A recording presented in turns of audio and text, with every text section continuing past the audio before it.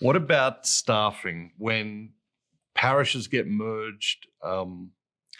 Priests will tell me that one of the biggest challenges they face is um, bringing together staff from the different parishes and bringing them together as a cohesive team, working out what roles and responsibilities are going to look like going forward.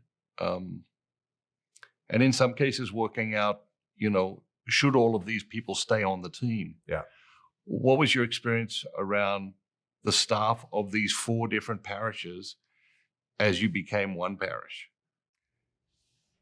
Whenever you start dealing with staff, you're dealing with people, you're dealing with lives, and you're dealing with money. And you're dealing with people's money who are financially giving on Sunday. And as the pastor, I have the responsibility to make sure that that's being spent appropriately. I've learned, because I've had other assignments where I've had to make adjustments, not just currently at the All Saints. I've learned to be patient. I've learned to assess, which is a lot of listening. And I've learned to build up. I have a clear vision in the way that I operate, or I like to run a parish, that it's really, really focused on volunteering. So to have really good trained staff that see themselves really as individuals that are charged with getting other people engaged and other people involved. That the best way to run a parish is not with a really, really well oiled, paid staff that's really knowledgeable and has lots of degrees, but a staff that is really, really good at engaging people and inviting them to be a part of the mission. That the goal of your best staff member is the fact that they're able to get work done quickly and efficiently and get more people engaged. And so building a team around that. And with most parish staffs, people are always in different places. So I've always had, when we've made these transitions, people that leave because they don't like the new vision. They don't like me.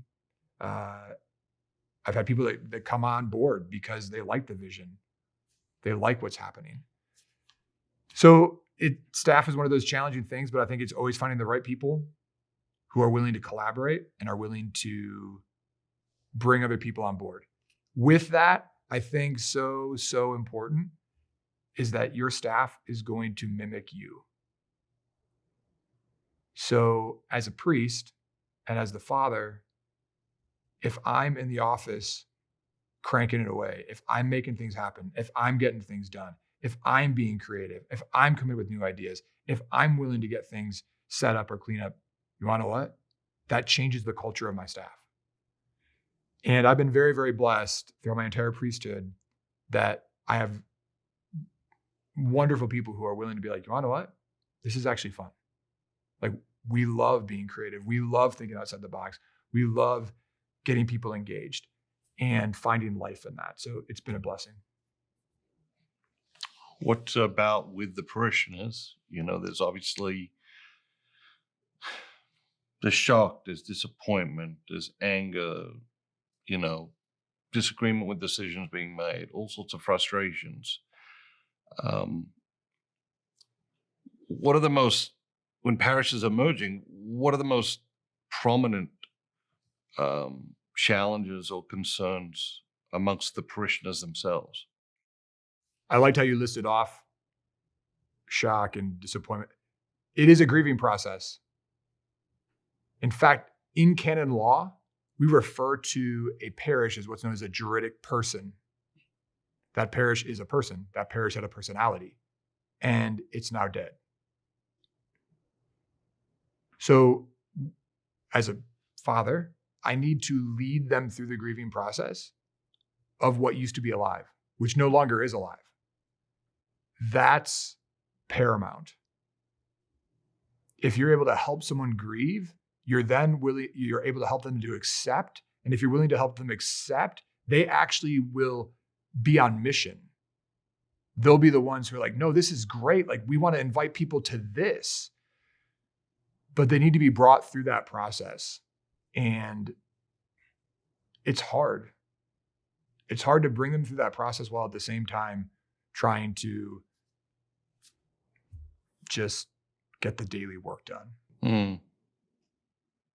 And so often people get hurt, people get neglected or left behind because they are hurt or they're seen as a problem. And I need to get this done, so I'm going to just move forward. Yeah, so I think leading them through that process is important. I don't remember the second part of the question. You're good. So there've been many times in my life where, I've parted ways with an employee, either their decision or our decision. And then down the road, you bump into them and they will see it very differently. They will see the hand of God in whatever it is that happened, and see that other possibilities would not have happened if this defining event had not happened. You're 8 years into this process now. Do people have the humility to say, hey, I dealt with that poorly, and I never could have imagined that the outcome could have been this good? Do you have experiences like that with people? I do. And I can even actually say not just with people, but with archdiocesan staff, with brother priests who were a part of the decision-making process to bring this about, who, when the decision was made that we were going to try this new proposal, there were some pretty frustrated priests in our diocese who were like, Meyer's being stupid and this is dumb. And they would tell this to me to my face, not behind my back. But like, I disagree with what you're doing. I think you're making a poor decision, not only for yourself, but for future brother priests. And a lot of them, thanks be to God, have been able to come back and say, you know what? This is clearly of God. Something is working here. And so that is a blessing. I've had some powerful experiences, I would actually say, of reconciliation with staff members. And I'm very blessed that they're with us at Mass, they're with us at the church. And it's very hard when people leave positions in the church, even if it's for nothing negative at all. Let's say that someone just is retiring, or someone is leaving a position because their life has changed. It's hard for them to sit in the pew. It's hard for them after Mass to be confronted by people who are going to ask them questions and to sometimes still ask them what they used to ask them when they worked for the parish. And being a lay minister is very challenging. I don't think we completely understand what that means to work for a parish. And I have the utmost respect for those who do work for the church and for those who worked for the church and have left. And oftentimes the hurt or the pain or the wounds that are there, but they're still there. They're still a part of it. And because their faith is so real, their belief is so real. And I have tremendous respect for that.